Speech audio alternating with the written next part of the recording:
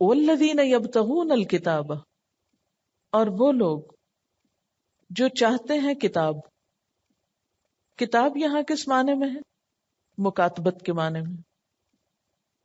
کتاب فعال کے وزن پر ہے نا، یعنی جس چیز میں لکھا جائے، یعنی لکھا پڑھی کرنا چاہتے ہیں. مکاتبت کہتے ہیں غلام کا اپنے مالک سے معاہدہ کرنا کہ میں اتنی رقم جمع کر کے دے دوں گا تو آزادی کا مستحق ہو جاؤں گا. گویا ایک ایسا عہد یا ایک ایسا کانٹریکٹ کہ جس کے ذریعے غلام اپنے آقا سے آزادی خریدتا ہے. عربوں کی تاریخ آپ نے پڑھی ہوگی کہ وہاں پر غلامی کا بہت دور دورہ تھا. حضور صلی اللہ علیہ وسلم ایک ایسے معاشرے میں تھے کہ جہاں بہت سے غلام اور لونڈیاں تھیں، اور کسی شخص کی دولت کا معیار ہی غلاموں کی کثرت کو سمجھا جاتا تھا. غلام اسی طرح بکا کرتے تھے جیسے ہمارے ہاں گائے بھینس منڈیوں بازاروں میں بکتی. تو اس معاشرے میں غلام بکا کرتے تھے، انسان بکا کرتے تھے، اور ہر ایج اور ہر قسم کے لوگ بکتے تھے، بچے بھی اور بڑے بھی اور عورتیں بھی اور مرد بھی. تو اسلام نے غلامی کے اس طریقے کو سخت ناپسند کیا اور غلاموں کی آزادی کی ہر ممکن صورت اختیار کی.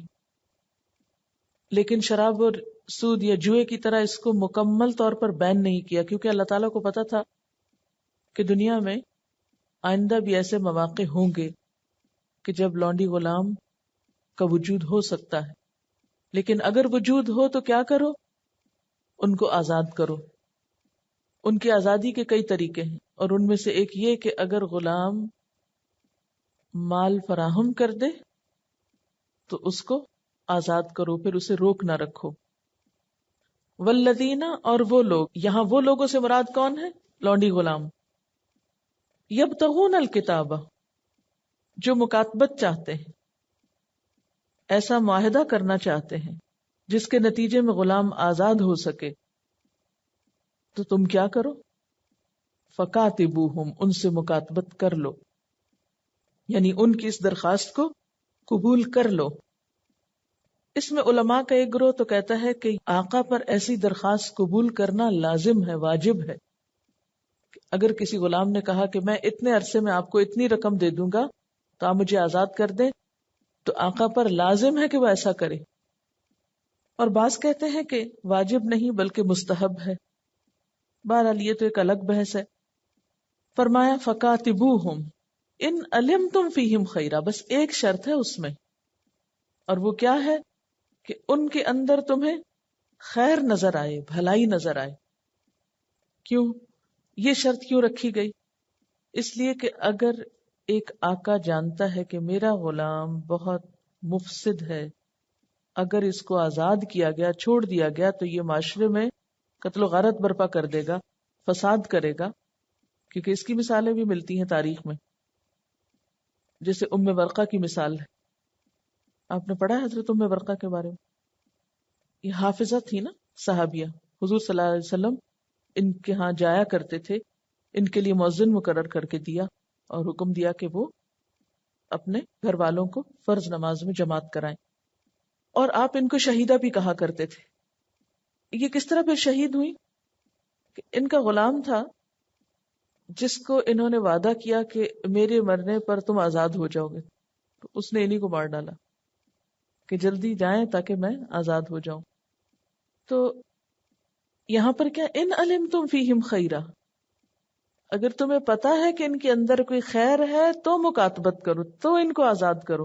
اور اگر سمجھو کہ آزاد کرنے سے شر بڑھے گا تو ایسی صورت میں پھر مالک دیکھ سکتا ہے کہ مصلحت کس چیز میں ہے. وَآتُوهُم مِّن مَّالِ اللَّهِ الَّذِي آتَاكُمْ، اور دو ان کو اس مال میں سے جو اللہ نے تمہیں دیا ہے. اور دو ان کو اس مال میں سے، کن کو دو؟ غلاموں کو. کس کام کے لیے؟ آزادی لینے کے لیے. ان کو اس مال میں سے دو جو اللہ نے تمہیں دیا ہے، یعنی ان کو آزاد کرنے کے لیے مکاتبت کے بعد ان سے مالی تعاون بھی کرو. کیونکہ اللہ نے تمہیں صاحب حیثیت بنایا ہے تو تم بھی آگے دو. اللہ کے دیے ہوئے میں سے تم اپنے غلاموں کو دو. اور آپ جانتے ہیں سورۃ التوبہ میں آپ مصارف زکوٰۃ پڑھ چکے ہیں کہ اس میں گردنیں چھڑانے میں زکوٰۃ کا مال بھی استعمال ہو سکتا ہے. یعنی مالک اپنی زکوٰۃ اپنے غلام کو دے سکتا ہے تاکہ اس کے عوض وہ آزادی خرید سکے. اور مالک کے علاوہ باقی معاشرے کو بھی اکسایا جا رہا ہے کہ وہ غلاموں کی رہائی کے لیے مال دیا کریں، مال خرچ کیا کریں. اور اس کے علاوہ اسلامی حکومت بھی اس سے مراد ہو سکتی ہے کہ جسے غلاموں کی آزادی کے لیے مدد دینا چاہیے، خاص فنڈ مقرر کر لینا چاہیے. یعنی اگر غلام کے اندر صدق و امانت ہے اور تم جانتے ہو کہ بعد میں بھی وہ محنت کر کے کمائی کر سکے گا، یہ نہیں کہ تم تو آزاد کر دو اور پھر یہ باہر جا کے گداگری کا پیشہ اختیار کر لے. اگر ایسی صورت نہیں بلکہ تم سمجھتے ہو کہ یہ مثلا صنعت و حرفت جانتا ہے، سکلز ہیں اس کے پاس، کام کرنا جانتا ہے، اگر اس کو آزادی مل گئی تو یہ زیادہ کانفیڈنس کے ساتھ اور بہتر کام کرے گا، تو ایسی صورت میں تم اس کو آزاد کرنے کے لیے اس پر اپنا مال بھی خرچ کر سکتے ہو، یا معاشرے کے دوسرے افراد کو لوگوں کی آزادی کے لیے کوشش کرنی چاہیے. اب سوال یہ پیدا ہوتا ہے کہ اسلام نے ایسا کیوں نہیں کیا کہ ایک اعلان کر دیتا کہ آج کے بعد جو لونڈی غلام کسی کے پاس ہے وہ سب آزاد ہیں اور سب آزاد کر دو. اس کی اجازت کیوں نہ دی گئی یا ایسا کیوں نہ کیا گیا؟ کیا یہ مشکل تھا؟ نہیں، مشکل نہیں تھا. مشکل یہ تھی کہ اگر ان سب کو اس طرح آزاد کر دیا جاتا تو وہ مالک کی سرپرستی سے محروم ہو جاتے. بیک وقت ان کے پاس اپنی کمائی کے لیے، اپنے آپ کو سنبھالنے کے لیے ہو سکتا ہے کوئی ذرائع نہ ہوتے، خود حکومت شاید ان کی کفالت نہ کر سکتی، تو اس طرح وہ معاشرے پہ ایک بوجھ بن جاتے. تو اس لیے کچھ شرائط کے ساتھ اس کی اجازت دی گئی. اچھا، یہ جو بات ہے وَآتُوهُم مِّن مَّالِ اللَّهِ الَّذِي آتَاكُمْ، اس سے کچھ اور باتیں بھی ہماری سمجھ میں آتی ہیں. نمبر ایک یہ کہ مال کا اصل مالک اللہ ہے کیونکہ اس نے ہمیں دیا ہے نا. دوسرے یہ کہ یہ اس کا فضل ہے کہ اس نے ہمیں اس کا مالک بنایا. پھر یہ بھی یاد رکھیں کہ اللہ تعالیٰ نے اگر ہمیں مال دیا ہے تو ہم سے مطالبہ کیا ہے کہ اس کی مرضی کے مطابق اس کو خرچ کریں. بعض چیزوں میں خرچ کرنا باعث ثواب ہے اور بعض چیزوں میں خرچ کرنا گناہ کا سبب بھی ہے. وَلَا تُكْرِهُ فَتَيَاتِكُمْ عَلَى الْبِغَاءِ، اور نہ تم مجبور کرو. تُكْرِهُ اکراہ سے ہے، جبر کرنا. مت جبر کرو. کس پر؟ فَتَيَاتِكُمْ، اپنی لونڈیوں پر. کس معاملے میں؟ عَلَى الْبِغَاءِ، بدکاری پر. یعنی اپنی لونڈیوں کو بدکاری یا زنا کرنے پر مجبور نہ کرو. ان اردنا تحسنا، اگر وہ چاہیں پرہیزگاری. تحسن حسن سے، حسن قلعے کو کہتے ہیں، قید میں رہنا، پاک دامن رہنا. محسنات کا لفظ بھی اسی سے ہے کہ اگر وہ پاک دامن رہنا چاہتی ہیں تو تم ان پر زبردستی نہ کرو کہ وہ بدکاری کر کے مال کما کے تمہیں لا کے دیں. لِتَبْتَغُوا أَرَضَ الْحَيَاةِ الدُّنْيَا، کہ تم دنیا کی زندگی کا مال حاصل کر سکو، یعنی اپنا فائدہ حاصل کر سکو. تو مراد کیا ہے کہ اپنی لونڈیوں کو اپنے دنیاوی فائدے کی خاطر قحبہ گری پر مجبور نہ کرو. انہیں پراسٹیٹیوشن کا پیشہ اختیار کرنے کے لیے مت کہو جبکہ وہ خود پاک دامن رہنا چاہتی ہیں. اصل میں عرب جاہلیت میں ایک عام طریقہ تھا کہ غلاموں اور لونڈیوں سے جہاں اور کام لیتے تھے وہاں ان سے بدکاری کروا کے بھی مال کماتے تھے. یعنی بدکاری لونڈی کرتی تھی، جو مال کما کے لاتی تھی وہ آقا کا ہوتا تھا. اب دیکھیں کہ جہاں پروسٹیٹیوشن کے اڈے کھلے ہوئے ہوتے ہیں تو ان کو دلال کہتے ہیں. یعنی جو لڑکیوں کو بہلا پھسلا کر وہاں پر اویلیبل کرتے ہیں اور پھر خود بھی اس میں سے پیسے لیتے ہیں، کچھ ان کو دے دیتے ہیں. تو آج کل چونکہ غلامی تو ہے نہیں، لیکن پرانے زمانے میں غلامی کی صورت میں کیا ہوتا تھا کہ لونڈی جو کچھ اس طریقے سے کماتی تھی وہ سارے کا سارا مالک لے جاتا تھا. مثلا عبداللہ بن ابی جس نے عفق کا یہ طوفان برپا کیا تھا،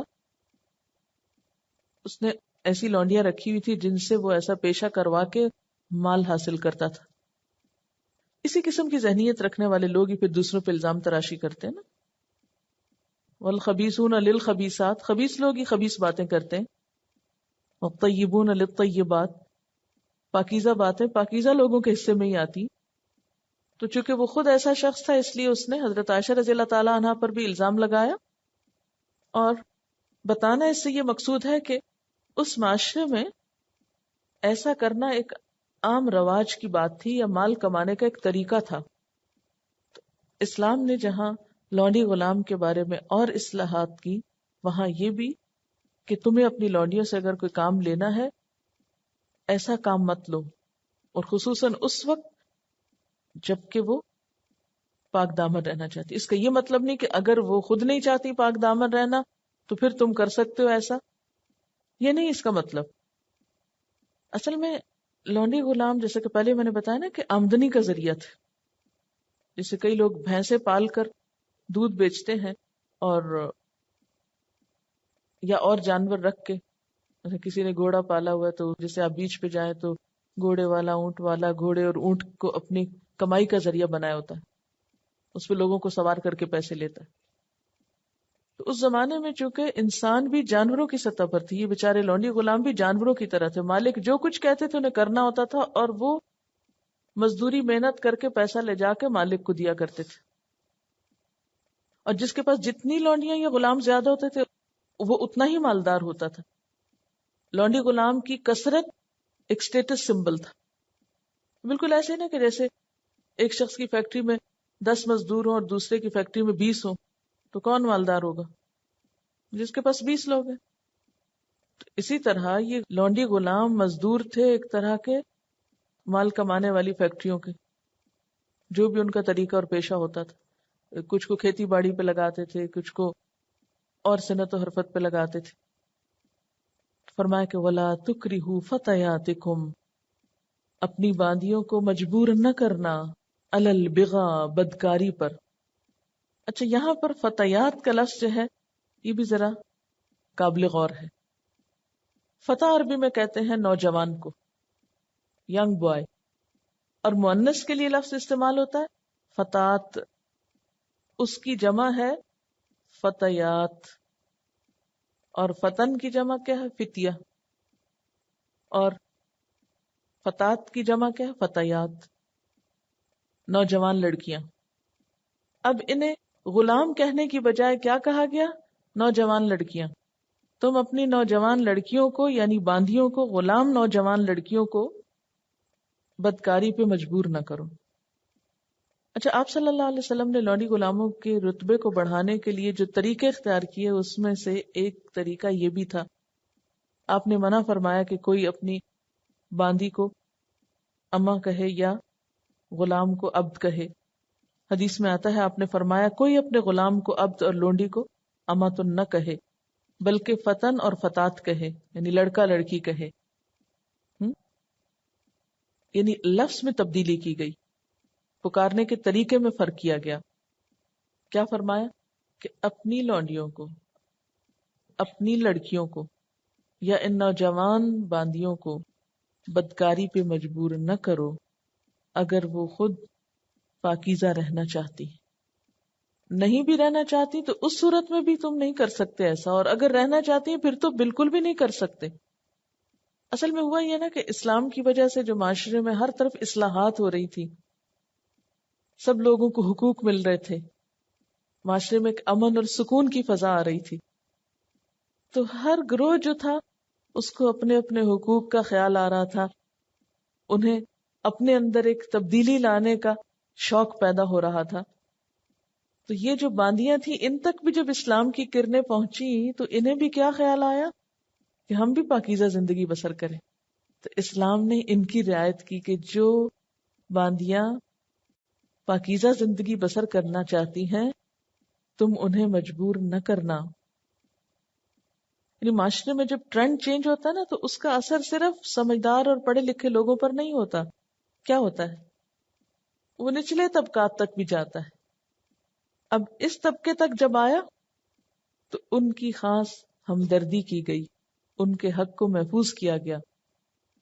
مجھے معلوم ہے تھوڑے تھوڑے لفظ مشکل ہیں اور آپ اس مشکل کا شکار ہیں کہ آپ کھلے طریقے سے سوچ ہی نہیں پا رہے کہ آیت کی روح کیا ہے. مدینے کے معاشرے کو ذہن میں لائیں. آزاد کے علاوہ تقریباً آدھا معاشرہ جو ہے وہ غلاموں پہ مبنی ہے. کوئی حقوق نہیں ان کے، وہ سارا دن صرف کام کرتے، انسانی سطح سے نیچے زندگی بسر کر رہے ہیں. اسلام اس شعبے میں بھی اصلاح کرنا چاہتا ہے. اس کے لیے مختلف طریقے اختیار کیے گئے. آخرت کی نجات کے لیے غلاموں کو آزاد کرنے کا تصور دیا گیا کہ جو جتنا غلام آزاد کرے گا اتنا اپنے آپ کو جہنم کی آگ سے نجات دلائے گا. پھر مختلف گناہوں کے کفارے کے طور پر غلاموں کو آزاد کرنے کے لیے کہا گیا. پھر مالی معاوضہ لے کر انہیں چھوڑنے کا حکم دیا گیا. مکاتبت کے بارے میں کہا گیا. فی سبیل اللہ ان کو آزاد کرنے کا کہا گیا. اور انہی میں سے ایک کیا ہے کہ یہ پاک دامنی کی زندگی بسر کرنا چاہتی ہیں. اگر تم آزاد نہیں بھی کر سکتے تو کوئی اور کام کرا لو، یہ کام نہ کرانا ان سے. کیونکہ معاشرے کے اندر زنا کے دروازے بند کرنے کے لیے بھی تو یہ ایک سٹیپ اٹھایا جا رہا تھا نا. کیونکہ ایسے اڈے جہاں پر کوئی بھی بلا روک ٹوک جا سکتا ہو، تو جب تک اس کو بند نہ کیا جائے تو محض اخلاقی تعلیم سے تو زنا نہیں ختم ہو سکتا. عملی قدم بھی اٹھانا ہوگا ان برائیوں کو ختم کرنے کے لیے. تو اسی میں سے ایک عملی قدم ہے یہ. اور جہاں تک یہ کہ لوگوں کو ویسے ہی غلام آزاد کرنے کے لیے جو شوق دلایا گیا، تو اس کے نتیجے میں کیا ہوا؟ نبی صلی اللہ علیہ وسلم نے خود 63 غلام آزاد کیے. آپ کی بیویوں میں سے حضرت عائشہ رضی اللہ تعالی عنہا کے آزاد کردہ غلاموں کی تعداد 67 تھی، 67. آپ کے چچا عباس نے اپنی زندگی میں 70 غلام آزاد کیے.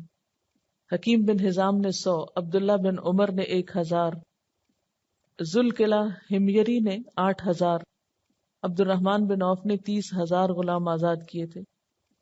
اسی طرح اور صحابہ بھی جو ہیں ان کے نام اس میں بہت عام ہیں.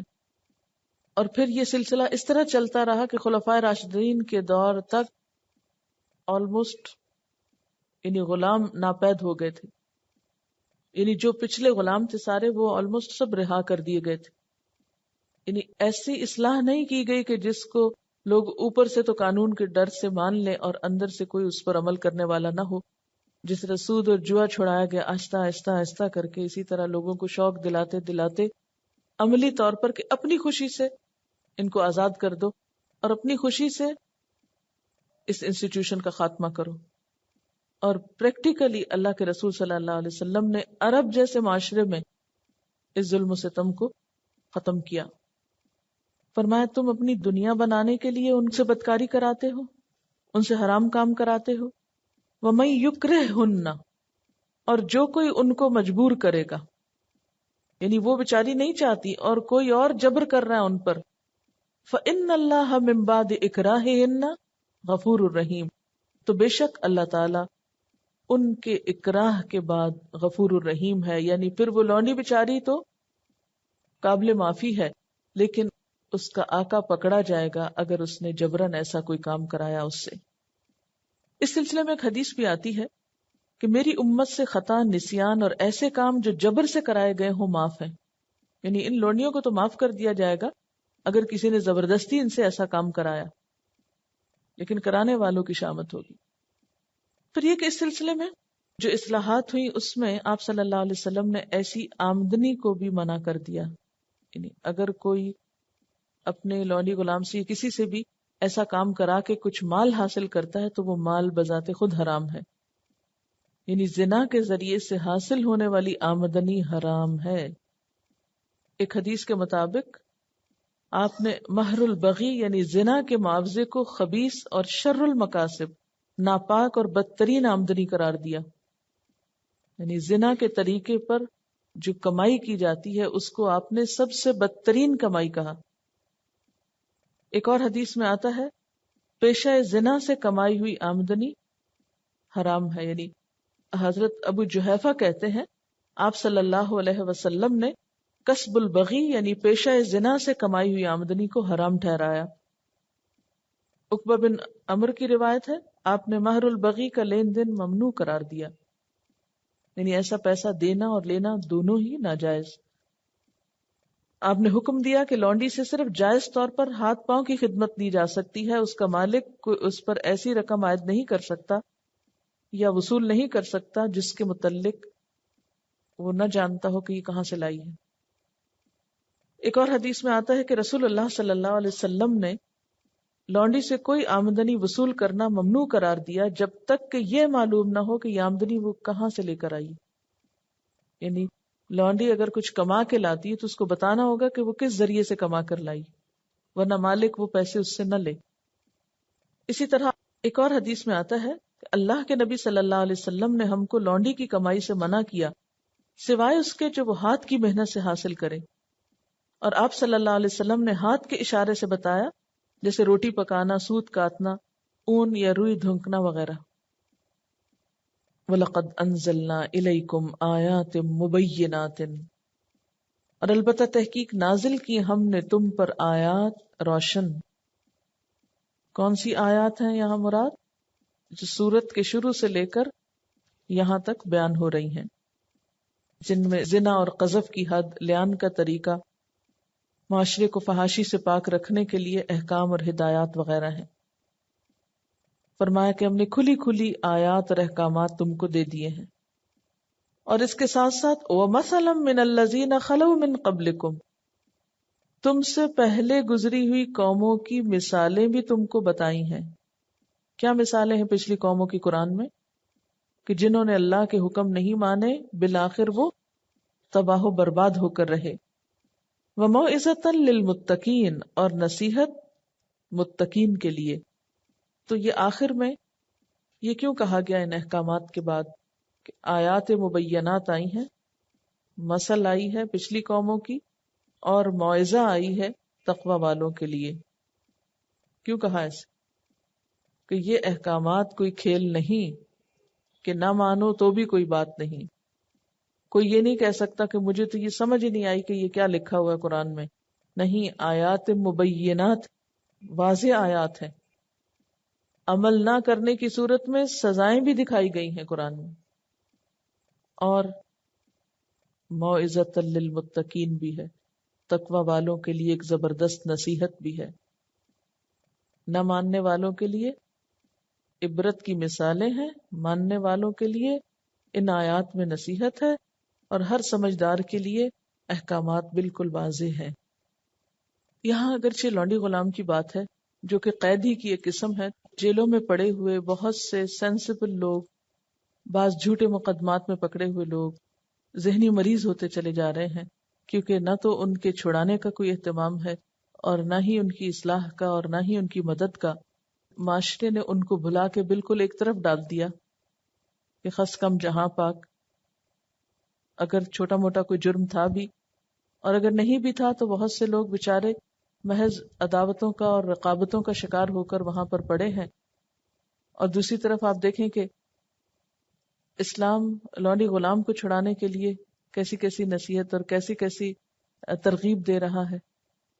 مجھے سمجھ میں نہیں آتا کبھی کہ ہم لوگوں کو کیا ہو گیا ہے نا، جو کچھ قرآن کہتا ہے وہ تو کچھ اور ہی دنیا ہے، اور جو ہم کر رہے ہیں وہ بالکل ایک اور ہی دنیا ہے۔ اب دیکھیے کہ ٹیلی ویژن پر بھی پروگرام دکھا تو دیے جاتے ہیں، کوئی کسی کو نہیں ابھارتا کہ اللہ کے بندو آگے آؤ اور ان کے لیے کچھ کرو۔ الحمدللہ یہاں کی جیل میں بھی اور اسلام آباد کی بھی خواتین جا رہی ہیں یہاں سے الہدا سے، اور انہوں نے آفر کی ہے کہ آپ انٹیریئر کی جیل میں بھی ہماری مدد کریں۔ لیکن بات یہ ہے کہ اب صرف خواتین کو انٹیریئر میں کس طرح بھیجا جا سکتا ہے، اس کے لیے بھی ہم سوچ رہے تھے کہ کچھ اس طرح کی پلاننگ کی جائے کہ جن لوگوں کے گھر ہوں وہاں یا گاؤں ہوں تو کچھ عرصے کے لیے والنٹریلی وہاں جا کر جیل کی خواتین کو ان کی لینگویج میں کچھ سکھائیں یا بتائیں، کیونکہ اللہ کی کتاب ایک ایسی چیز ہے جو بہت سے زخموں پہ مرہم رکھ دیتی ہے۔